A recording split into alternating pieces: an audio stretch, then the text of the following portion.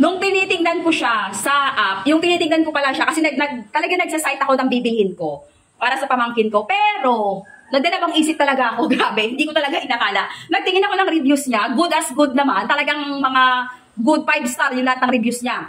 Pero, eto na-amaze ako sa kanya, nung nakita ko siya personal, grabe guys, nung dumating na yung parcel na to, naiyak ako kasi, tinan mo naman, ayan grabe, tela pa lang, very comfy, lalo na kung bata ang susuot, ang tahi, doble. Like kung sinasabi sa mga apparel, sa mga damit or whatsoever dyan, kailangan doble or triple ang tahi. Eto, sa mismong garter sa may hips niya, doble ang tahi. Tapos, sa mismong baba nito, kasi pajama to, bebe. Guys, tatlo. Triple ang tahi niya. Tapos, cotton na cotton. Grabe. Very comfortable talaga to sa mga bata. Ayan siya, mga bebs ko. Ayan, para to sa pamangkin ko. Ayan, ganyan na ganyan. Napakaganda lang talaga ng jacket na to. Cute na cute lang. Tag-ulan na, kailangan ng mga bata to, mga babes ko. Maglalagay ako ng link ha, kung gusto niyo yung jacket na comfortable siya suotin. Talagang skin-friendly para sa mga bata, tapos napakamura. Doon ako sobrang naiyak, napakamura. Andyan yung link sa baba. Hindi ko nasasabihin kung magkano yung price, pero sobrang bagsak presyo niya ngayon. Tapos 5 star pa, umuulan pa to ng 5 star. Discounted talaga to, sobrang discounted to.